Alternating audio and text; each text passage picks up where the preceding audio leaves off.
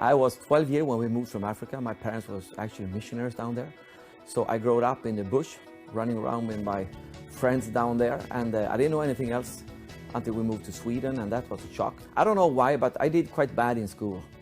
And when I was ready, you know, to make my choices for my next part of my life, part number 2, the only option I had after trying out all was actually farming school. And I went through farming school, had fun, really was the funniest part of my life, actually, and ended up working as a farmer for like 7 years. And during that time, I found my wife. I was 21 when I got married. Because when you find something, you know, when you find the treasure, you just want to lay hold of it before somebody else jumps in, you know. So I got married as a 21.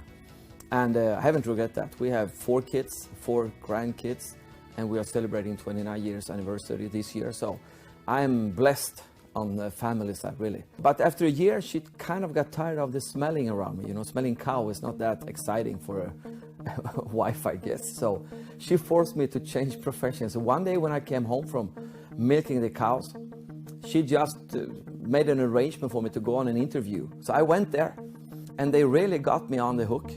So I signed the paper and I went home, and I kind of, you know, quit my job, the only real job I had, you know, milking cows, and start trying to sell vacuum cleaners. I did that for 4 months without success, really bad. Couldn't take care of my family. This was really bad. Everybody wanted me to quit, including my wife. She wanted me to quit so bad. But after 4 months, I said to my wife, okay, 1 more month. That's it, give me 1 more month. So I went back that month and I broke all the records. I did 61 sales in 20 days. And that put me on the top and changed my life. I went from 0 to hero in 1 month. So suddenly they start using me to travel around telling other salespeople, don't give up. That changed my life. And that's how I started into sales. And I started my own sales company. I've been selling houses. I've been building houses all over Europe. And I did a lot until the whole trend turned against me, and I lost my companies, and I went broke and bankruptcies, 5 companies. Took me 18 years to pay the last bill. I was fighting and struggling. But in the meantime, I worked as sales manager in different big companies and sales director, and also somewhere down in there, I started in the network marketing. For 10 years, I was doing my best, but I didn't succeed. So after 10 years, I quit. I have to make a final decision. And in that time, I was like distributor, I was president, I was co-founder. I did all in network marketing during a 10-year period of time. But I didn't succeed. So I left the industry. Promised myself never to touch it again. Promised my wife that as well. After 4.5 years of time out from the industry, a guy started calling me. And I was so tired of it, sick and tired. He called me day and night. He sent text messages, and it was about blueberries. And I thought, I'm not interested. But he didn't give up. So after a month, I called him up and said, if you promise me to never call me again, I will meet the guy you want me to meet. But if that's the deal, then I do it. Otherwise, keep on calling, I won't answer. He said, I promise you, I will never call you again. As today, he's my upline, and he never calls me. So the one promise he kept, actually. So that's a good one. But I went and I met Marcus Dahlgren, and he showed me about the blueberries. So I thought if I become a customer, they would be happy for a month, and then they would forget about me. And they did probably until the product started to work on me.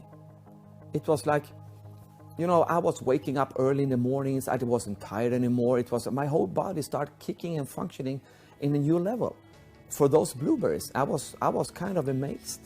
So after 2 weeks, I called them back and said, hey guys, what about the business? Because the product really works on me. So they told me, and I was amazed about the company. But you know, as a company can look good, but what's really matter is who's behind the company. So I made a deal with him. So I went to Idaho Falls, and I met Kirk Hansen, I met Michael Brashear, and I said, wow, this is too good to be true, really. Normal people building business, family business for generations, now stepping into the industry that I really put all my hope into couple of years before. So my dreams start to come back, you know, on that. So I spent a couple of days with him, and of course with the CEO of Kayani and the other great officers in the office. It was almost too good to be true. And that really convinced me that this is something I never seen or heard before. So I signed in, and Went back to Sweden and started with kajaking. This is a one-time opportunity. This is a window time for anybody who looking for an opportunity. I mean, the lifestyle that I'm having today, it's amazing. I mean, before I used to work, professional manager, whatever, a lot of responsibility. And of course I have responsibility today, but it's on a total other level. I'm working with people. I'm working with people's dreams. I'm creating dreams. I'm helping people to find their hope. It's not a job, it's a lifestyle. There is a star up there for everybody, I call it the star of hope. And if I can get there, if I can take them by the hand and make them lift their eyes high enough and long enough until they get the eyes on that star, I know they will go by themselves after that. And that's what I'm doing. I'm just helping them to understand this is for real. This is for real. And I love that.